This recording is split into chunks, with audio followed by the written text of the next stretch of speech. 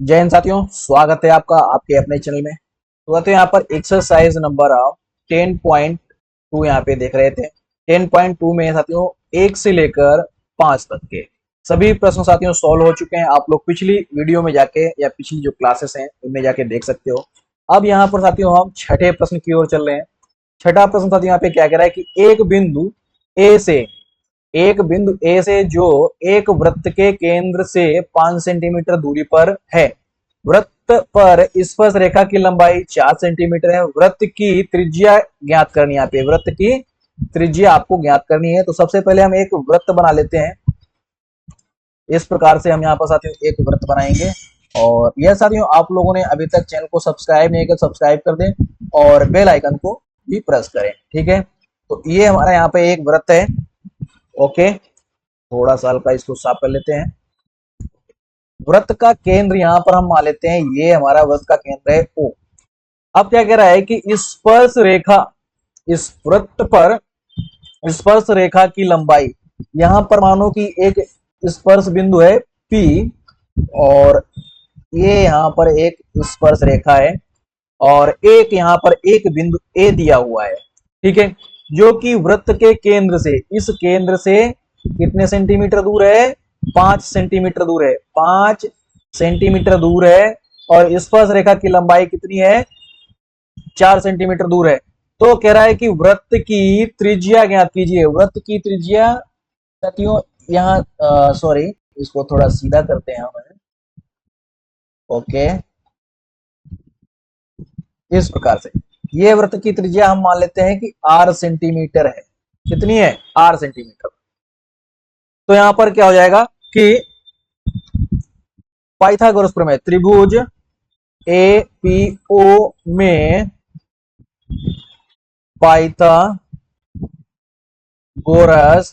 प्रमेय, जो कि साथियों आप लोगों ने काफी पीछे हमने जो क्वेश्चन किए हैं उनमें सब में साथियों ये पाइथागोरस प्रमेय हमने किया है, तो वहीं से है।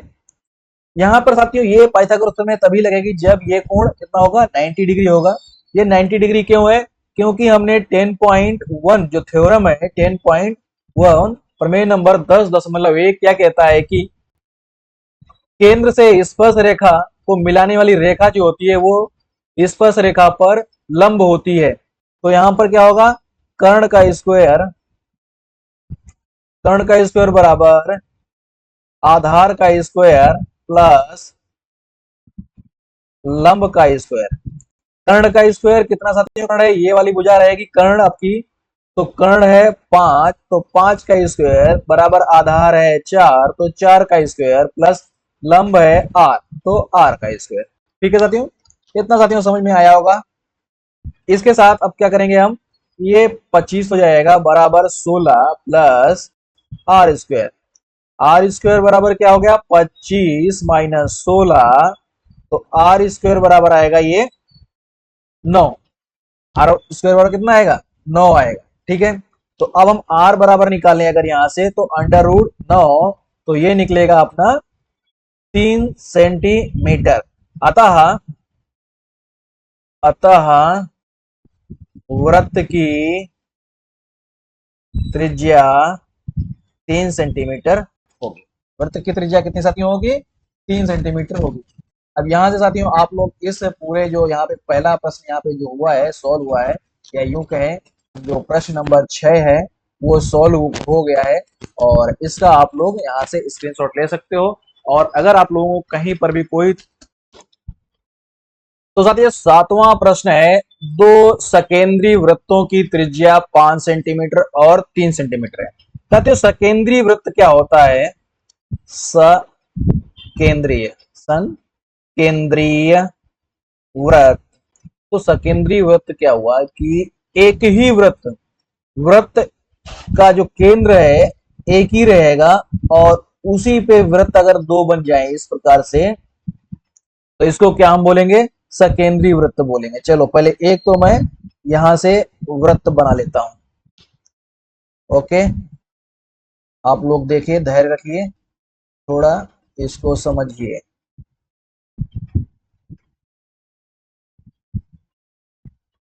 इस प्रकार से एक वृत्त बना। अब इसका केंद्र क्या है, यहाँ पे हम इसका केंद्र मान लेते हैं O, ठीक है।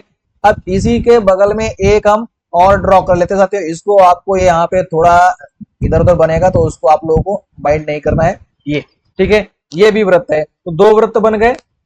अब कह रहा है कि एक वृत्त का जो त्रिज्या है वो 5 सेंटीमीटर है, तो 5 सेंटीमीटर जो बड़ा बताते हैं उसका त्रिज्या कितना है, ये 5 सेंटीमीटर है। और एक वृत्त का त्रिज्या कितना है, 3 सेंटीमीटर है, तो ये कितना हो गया, 3 सेंटीमीटर हो गया, ठीक है। बड़े वृत्त की जीवा, बड़े वृत्त की जीवा, जीवा साथियों क्या होगा, यहाँ पे अगर कोई रेखा इस प्रकार से खींच दी जाए, अगर आप लोगों ने यहाँ पे 10.1 एक्सरसाइज नहीं पढ़ी है तो आप लोग वहां से देखिए, वहां पर हमने ये सब चीजें बता रखी हैं, फिर भी साथियों आप देखिए वृत्त की जीवा, जो ये रेखा होगी वृत्त की क्या कहलाएगी, जीवा, ठीक है।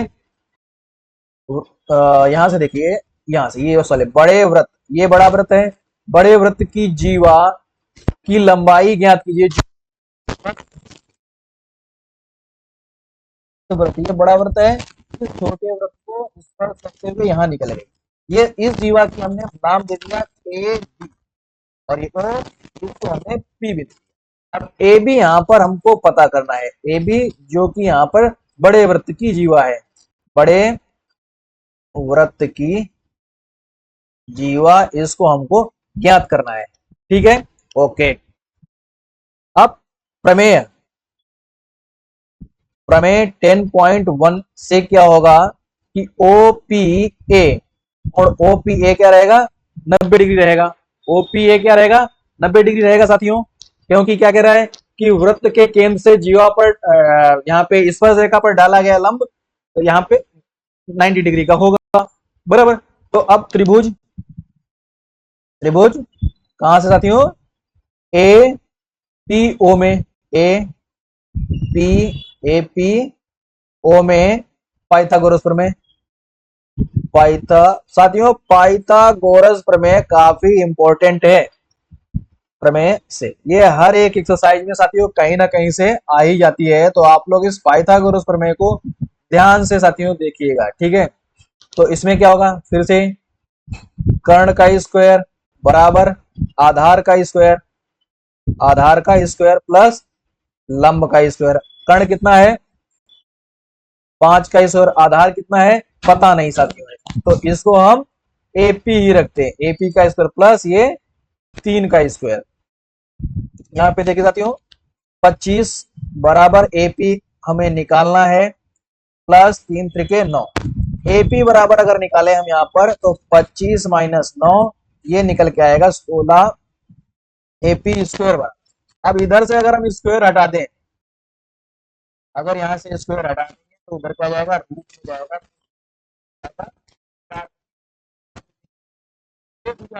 यहां से यहां तक ये भुजा निकल के आई 4 सेंटीमीटर, 4 सेंटीमीटर। तो ए बी बराबर क्या होगा, इसको थोड़ा हम छोटा कर लेते हैं, ए बी बराबर,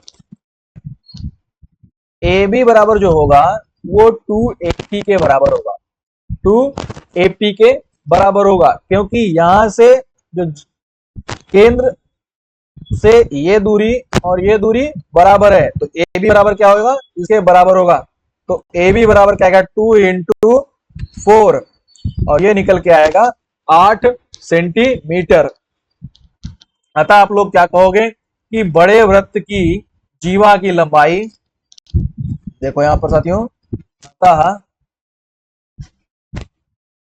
बड़े वृत्त की जीवा की लंबाई 8 सेंटीमीटर होगी, कितने सेंटीमीटर, 8 सेंटीमीटर होगी।